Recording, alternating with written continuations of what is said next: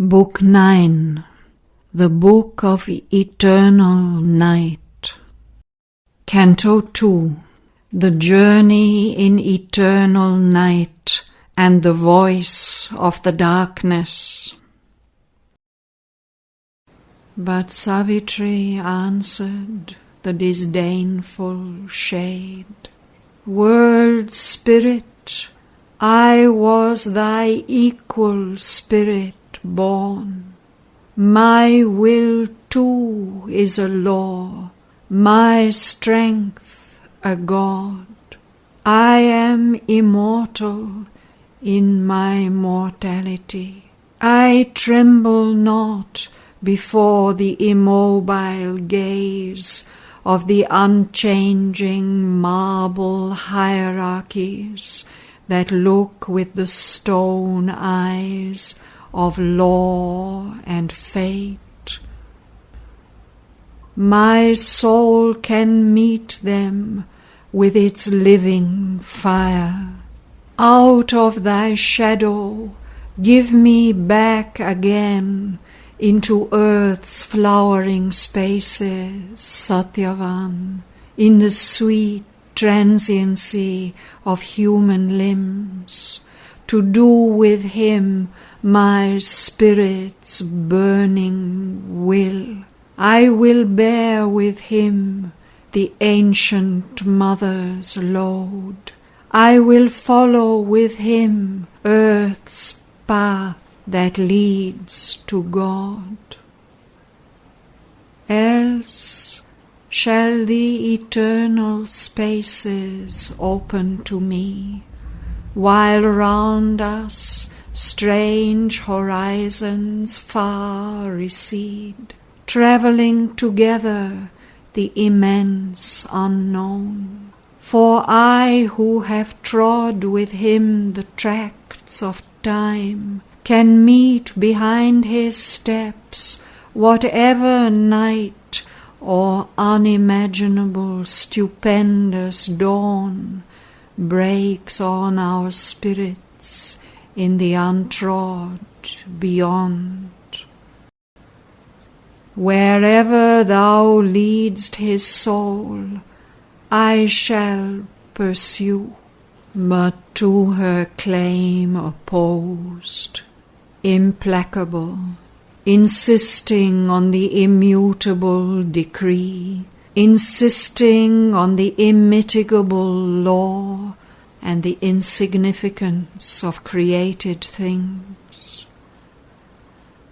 Out of the rolling wastes of night there came, born from the enigma of the unknowable depths, a voice of majesty and appalling scorn.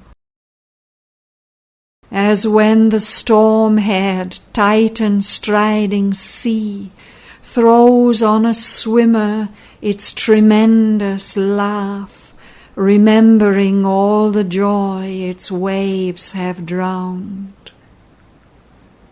So from the darkness of the sovereign night, against the woman's boundless heart arose the almighty cry of universal death.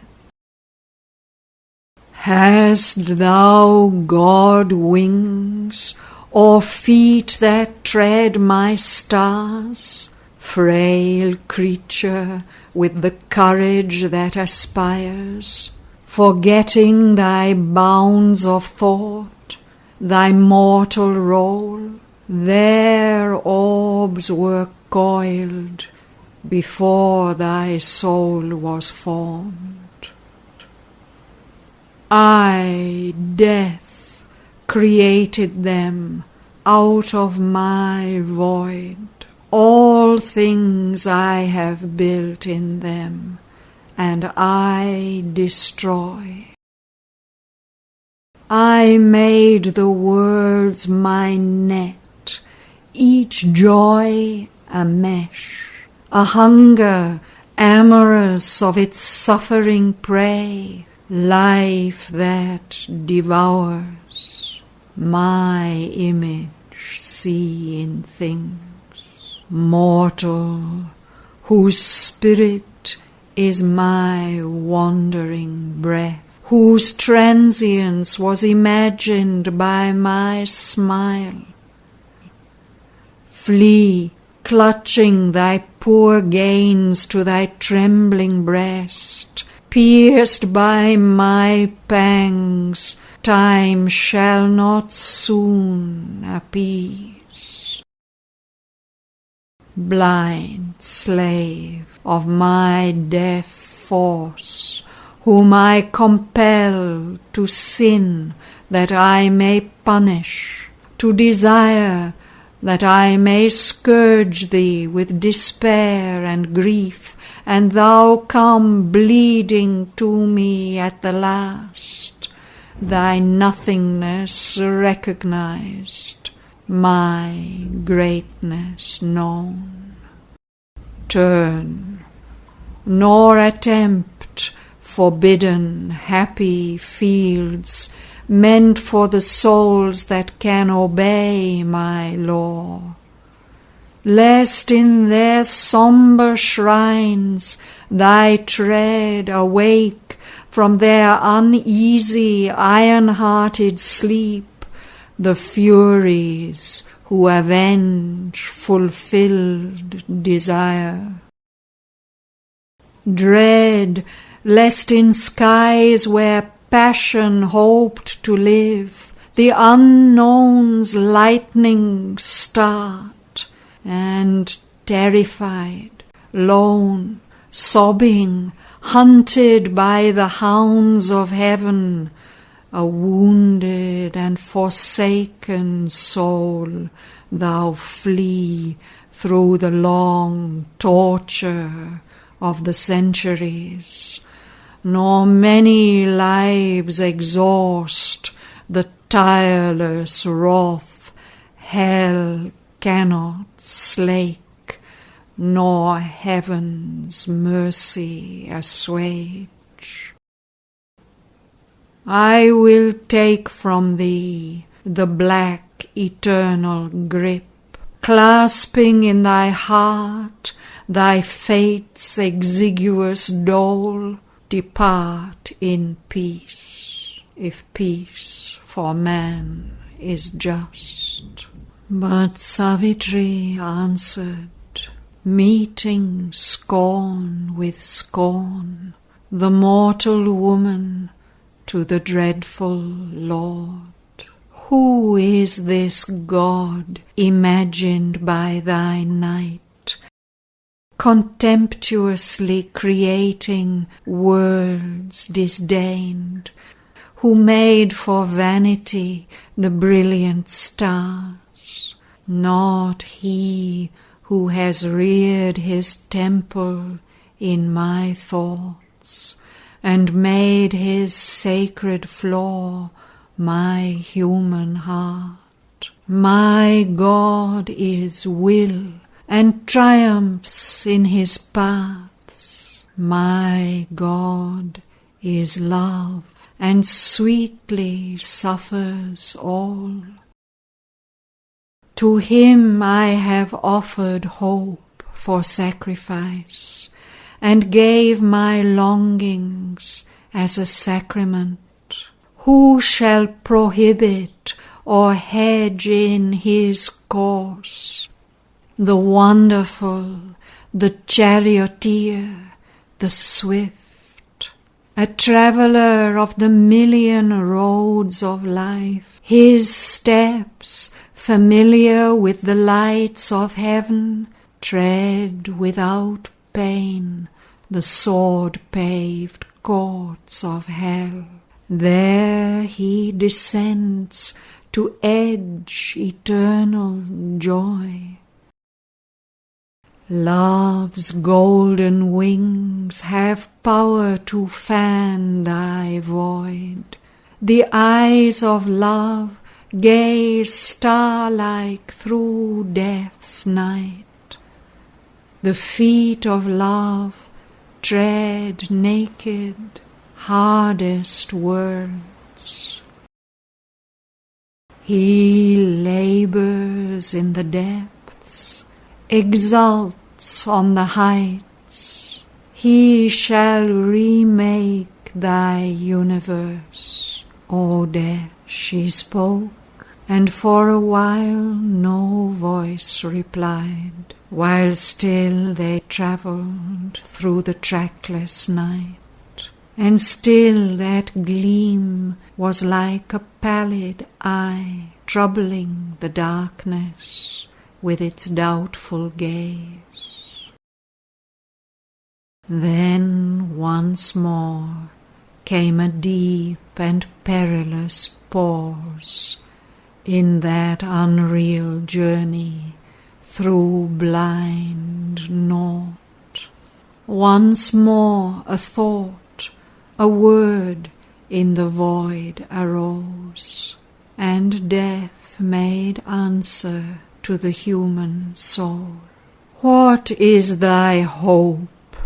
To what dost thou aspire? This is thy body's sweetest lure of bliss. Assailed by pain, a frail, precarious form, to please for a few years thy faltering sense with honey of physical longings and the heart's fire, and a vain oneness seeking to embrace the brilliant idol of a fugitive hour. And thou, what art thou, soul, thou glorious dream of brief emotions made and glittering thoughts, a thin dance of fireflies speeding through the night, a sparkling ferment in life's sunlit mire? Wilt thou claim immortality, O heart, crying against the eternal witnesses that thou and he are endless powers and last? Death only lasts, and the inconscient void. I only am eternal and endure. I am the shapeless, formidable, vast. I am the emptiness that men call space. I am a timeless nothingness carrying all. I am the illimitable, the mute alone. I, death, am he. There is no other God. All from my depths are born. They live by death.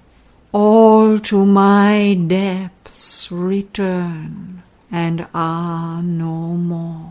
I have made a world by my inconscient force.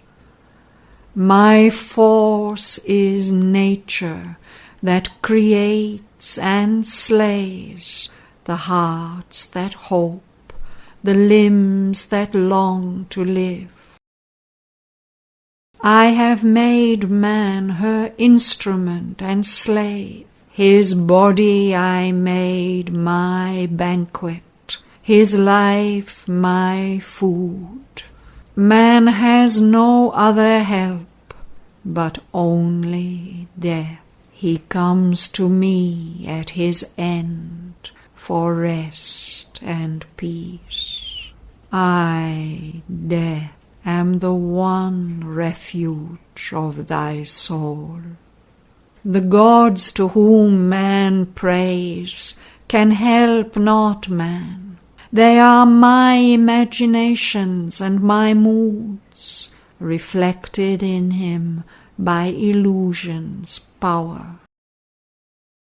That which thou seest as thy immortal self is a shadowy icon of my infinite. Is death in thee, dreaming of eternity? I am the immobile in which all things move. I am the nude inane in which they cease. I have no body and no tongue to speak. I commune not with human eye and ear. Only thy thought gave a figure to my void. Because, O aspirant to divinity, thou calledst me to wrestle with thy soul, I have assumed a face, a form, a voice. But if there were a being witnessing all, how should he help thy passionate desire? Aloof he watches, sole and absolute, indifferent to thy cry, in nameless calm. His being is pure, unwounded, motionless, one, endless, watches the inconscient scene where all things perish as the foam, the stars. The one lives forever. There no Shraddhavan changing was born, and there no Savitri claims from brief life her bribe of joy. There love came never with his fretful eyes of tears, nor time is there, nor the vain vasts of space. It wears no living face, it has no name, no gaze, no heart that throbs. It asks no second to aid its being or to share its joys. It is delight immortally alone. If thou desirest immortality, be then alone sufficient to thy soul. Live in thyself, forget the man thou lovest. My last grand death shall rescue thee from life. Then shalt thou rise into thy unmoved source. But Savitri replied to the dread voice, O death, who reasonest, I reason not. Reason that scans and breaks, but cannot build, or builds in vain because she doubts her work.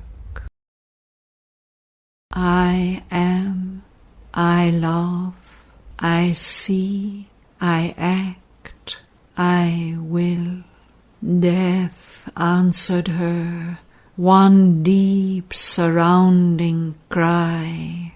Know also, knowing thou shalt cease to love and cease to will, delivered from thy heart, so shalt thou rest for ever and be still, consenting to the impermanence of things.